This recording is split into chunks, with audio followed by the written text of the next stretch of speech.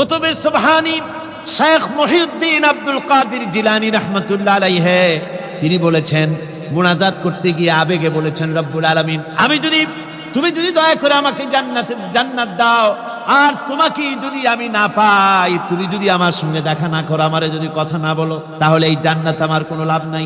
আর আমাকে যদি জাহান্নাম দিয়ে দাও, আর মাঝে মধ্যে তুমি যদি জিজ্ঞাসা করো মহিউদ্দিন কেমন আছো, তাহলে এই জাহান্নাম আমার জন্য বেহেশত হয়ে যাবে। আয় আল্লাহ, আমি শুধু তোমারই চাই। আল্লাহর নবী বললেন, মহিলা তুমি অপরাধ করেছো, কিন্তু তোমার গর্ভস্থিত সন্তান তো কোনো অপরাধ করে নাই, সুতরাং তোমার উপরে শরীয়তের হদ জারি করা যাবে না, ডেলিভারি হোক, তারপরে বিচার হলো। মহিলা চলে গেল আফসোস করতে করতে যে আমার বিচার হলো না, যদি এর মধ্যে আমি মরে যাই তাহলে জেনা করেছি, দুনিয়ার শাস্তি তো সহজ, পাথর মেরে উড়িয়ে দেবে, সঙ্গে সার করবে, এটা তো সহজ, কিন্তু কিয়ামতের ওই কঠিন জাহান্নামের আগুনে জ্বলতে পারবো না। মহিলাটি সন্তান ডেলিভারির পরে মহিলা চলে এসেছে রাসূলের কাছে, হুজুর এই সে আমার বাচ্চা ডেলিভারি হয়েছে, আপনি মেহেরবানি করে আমার উপরে হদ জারি করেন, শাস্তি দেন। আল্লাহর নবী বলেন, মহিলা তুমি অপরাধ করেছো, কিন্তু তোমার সন্তানের হক আছে, তোমার বুকের দুধ 2.5 বছর পর্যন্ত সে পান করবে, আমি তার হক নষ্ট করতে পারি না।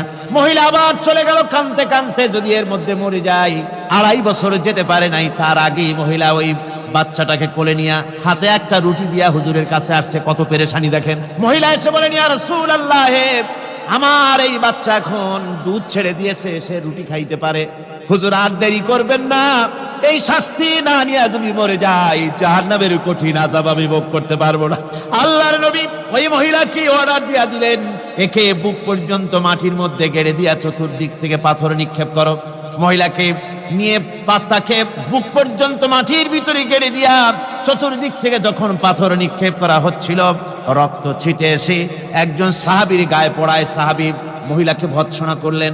আল্লাহর নবী বললেন, শুনতে পেরে নবীজি বললেন, ও সাহাবী ভৎসনা করো না, বরং এই মহিলার তওবা আল্লাহ রাব্বুল আলামিন এমন ভাবে কবুল করেছেন, যদি সে তওবা দুনিয়ার সব মানুষকে ভাগ করে দেওয়া যায়, তাহলে সমানভাবে ভাগ করে দেওয়া যাবে। 60,000 সৈন্য তাদের অশ্ব নিয়ে, তাদের উষ্ট্র নিয়ে, তাদের মালপত্র নিয়ে, জিহাদের সামান নিয়ে শ্রাবণের খরস্রোতা নদী, উত্তাল তরঙ্গমালায় ভরা নদীর উপর থেকে এই সাহাবীরা পাড়ি দিয়ে ওপার চলে গেলেন। ওপার যাওয়ার পরে হযরতে সাদ বলছেন, তোমাদের কেউ কি হারায় গেছে নাকি? সবাই এদিক ওদিক তাকায় খোঁজ করে বলল, মানুষ তো দূরের কথা, একটা উট আর ঘোড়াও একটাও হারায় যায় নাই।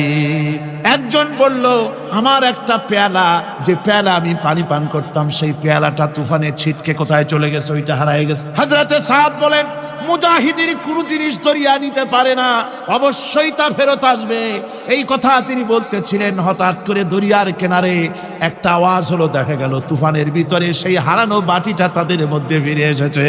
আল্লাহু আকবার। মুজাহিদদেরকে সাহায্য করেন স্বয়ং আল্লাহ রাব্বুল আলামিন। আফ্রিকার জঙ্গলের কাছে ভিন্ন ইতিহাস, জঙ্গলের কাছেই মুসলমানদেরকে থাকতে দেওয়া হয়েছে। মনে করা হয়েছিল জঙ্গলের সমস্ত হিংস্র প্রাণীরা এই মুসলমানদের শেষ করে দেবে, যুদ্ধ করা লাগবে না। হযরতে সাদ সে অবস্থা বুঝতে পারলেন, তিনি একটা মঞ্চ তৈরি করলেন।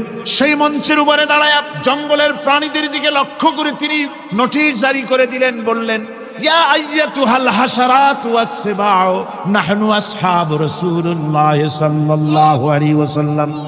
হে জঙ্গলের হিংস্র প্রাণীরা, আমরা আল্লাহ রাসূলের সাহাবী, ফাইন্না নাজিলুনা ফামান ওয়াজাদনা বাদাহু কাতালনাহু। আমরা রাসূলের সাহাবী, এইখানে আল্লাহর দ্বীনকে কায়েম করার জন্য আমরা এসেছি, আল্লাহর কলেমার আওয়াজ নিয়ে আমরা এখানে রাত কাটাবো। সুতরাং এই জঙ্গলের ভিতরে হিংস্র প্রাণী যত আছো, সব আমাদের এই জায়গা ছেড়ে অন্যত্র চলে যাও। আফ্রিকার জঙ্গলি মানুষেরা চিন্তা করলো, মানুষের কথা কি জঙ্গলি প্রাণীতে শোনে নাকি, পাগলে কয় কি? তারা তাকায় তাকায় দেখলো, হযরতে সাদের এই ঘোষণার পরে বাঘের কাতারে বাঘ, সিংহের কাতারে সিংহ, সাপের কাতারে সাপ, যার যার ডিম আর বাচ্চাগুলি মুখে কামড়ায়া সাহাবীদের এলাকা ছেড়ে দিয়ে তারা অন্যত্র চলে গেল। আমার মুসলমান ভাইরা, এই ছিল মুসলমানদের ইতিহাস। দ্বীন প্রতিষ্ঠা করার কাজে মুসলমান এগোলে আল্লাহই মদত করেন। কে মদত করেন? একজন সাহাবী কতগুলি পাখির বাচ্চা নিয়ে রাসূলের কাছে হাজির হয়েছেন। আল্লাহ নবী বলেন, এই পাখির বাচ্চাগুলি আনলা কেন? সাহাবী বলেন, হুজুর এই পাখির বাসাটা ভেঙে গিয়েছিল, বাচ্চাগুলি যখন ধরলাম ওর মা আমার মাথার উপরে ঠোকরাতে লাগলো, সে নিজের জীবনের মায়াকে উপেক্ষা করে বাচ্চাগুলিকে হেফাজত করার জন্য আমার উপরে ঝাঁপিয়ে পড়লো। আমি নিয়ে এসেছি এখানে, এই দেখুন ঘরের মধ্যে ঢুকেছে, এখানেও এই পাখিটা এসেছে। আমি রাসূলকে দেখাতে এলাম প্রাণী জগতে মায়ের সন্তানের প্রতি কত মায়া, সেটা দেখাতে এলাম। আল্লাহর নবী বলেন, ও সাহাবী, প্রাণী জগতে সন্তানের প্রতি মায়ের কতটুকু মহব্বত তুমি তাই আমাকে দেখাতে এসেছো। শোনো, এই প্রাণী জগতে সন্তানের প্রতি মায়ের যত মহব্বত, তার চাইতে লক্ষ কোটি গুণে বেশি মহব্বত বান্দার প্রতি আল্লাহ রব্বুল আলামিনের। মহব্বতকে, করুণাকে, রহমতকে, ভালোবাসাকে 100 ভাগ করা হয়েছে।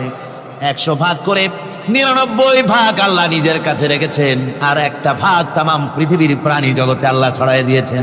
একটা ভাগ দিয়েছেন সারা দুনিয়ায় প্রাণী জগৎ, সেই একটা ভাগে এই শত সহস্র কোটি প্রাণীর মধ্যে যেটুকুন আমরা পাইছি, এতটুকুন মহব্বতে সন্তানের জন্য কলিজায়, সন্তানের কোনো অকল্যাণ হলে কলিজায় পানি থাকে না, সন্তানের কোনো অসুবিধা হলে বা মা বাপের কষ্ট হলে বা কারো কোনো কষ্ট হলে আমরা এই ধরনের আমাদের অবস্থা সৃষ্টি হয়ে যায়।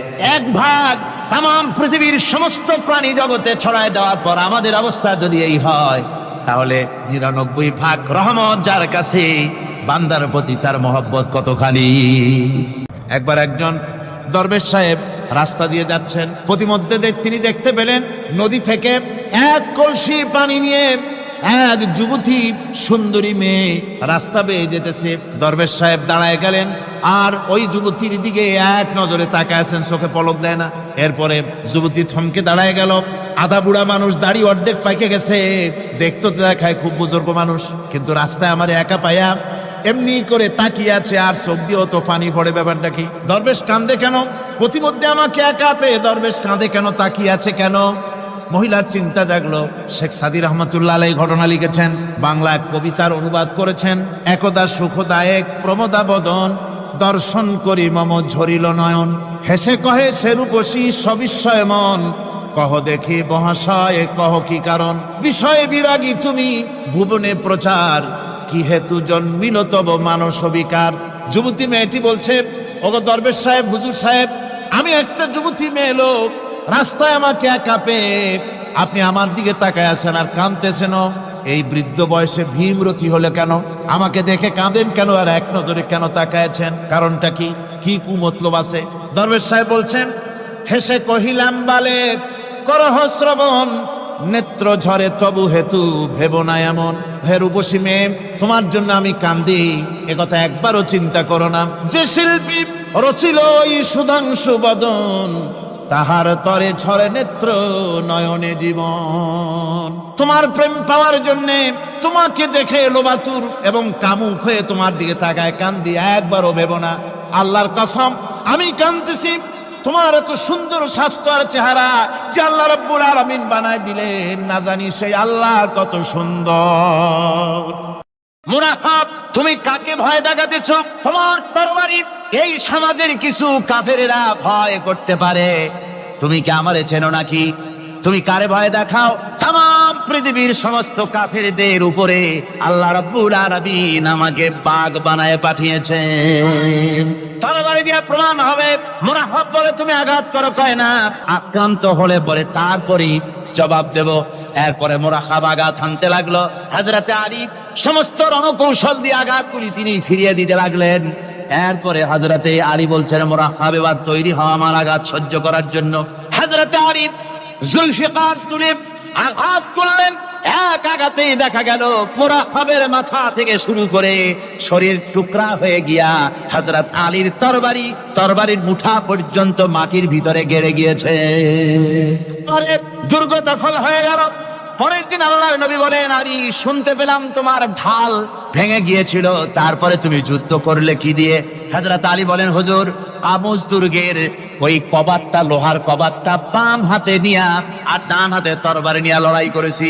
হুজুর বলেন, কি করে মানুষ কেমনে এত বড় দুর্গের লোহার কবাট হাতে নিয়ে যুদ্ধ করে? একটু দেখাও তো দেখি। হযরত আলী গতকালকের মতো বাম হাত দিয়া ধরেছেন, নাড়াতে পারেন না। এবার ডান হাত দিয়া ধরেছেন, নাড়াতে পারেন না। ডান আর বাম দুই হাত দিয়া সমস্ত শক্তি দিয়ে এমন জোরে টান বেড়েছেন, প্রতিটি লোমকূপের গোড়া থেকে ঘাম বেরিয়ে এসেছে, এক চুলও নড়াতে পারেন নাই। হযরত আলীর মুখখানা মলিন হয়ে গেছে লজ্জায়। হযরত আলী রাদিয়াল্লাহু তাআলা আনহু লজ্জা পেয়ে গেছেন। রাসূল পাক সাল্লাল্লাহু আলাইহি ওয়াসাল্লাম বলেন, আলী, লজ্জা পাওয়ার কোনো কারণ নাই, চিন্তা করার কোনো কারণ নাই। তোমার নিজস্ব শক্তি দিয়ে তুমি লড়াই করতে পারো নাই। এত বড় লোহার দরজা নিয়ে, খবর নিয়ে মানুষ সেভাবে লড়াই করতে পারে না। আল্লাহ তার দ্বীনকে বিজয়ী করার জন্য তোমার ভিতরে আল্লাহ রাব্বুল আলামিন ক্ষমতা দিয়েছিলেন। জোরে বলেন সুবহানাল্লাহ। আল্লাহ রাব্বুল আলামিন এই জিহাদের ময়দানে যখন মানুষ আসে, আল্লাহ তাদের উপরে মদদ দান করেন। একজন দার্শনিক নৌকায় চড়ে যাচ্ছে কোথাও, তো নৌকায় চড়ে যাচ্ছে দার্শনিক একা, মাঝি নৌকা বাঁধছে। দার্শনিক মানুষ তো মাথার মধ্যে দর্শন গিজ করছে, কথা বলার লোক পায় না। এখন মাঝির সাথেই কথা বলার সিদ্ধান্ত নিল। শেষ পর্যন্ত বলল, রে মাঝি, কত বছর নৌকা চালাও? তা তো বহুত বছর, জীবনটাই কাটাই দিলাম। ভূগোল চেনো? ভূগোল কখনো দেখেছো? ওই যে না, ভূগোল আমি দেখবো কোথাতে, আমি হলাম গরিব মানুষ, এগুলি ধনীদের কাম, তারা হয়তো খায়টায়, আমি ভূগোল দেখিও নাই, খাইও নাই। আশ্চর্য কথা, ভূগোল মানুষে খায় নাকি? জীবনটা তো চাইরা নেই, নষ্ট করে ফেলাইছে। মাঝি দাঁতগুলা বাইর করে দিয়ে বলতেছে, স্যার, হইতেও পারে। কিছুক্ষণ পর দার্শনিক বলছে, এই বেটা, দর্শন বোঝো?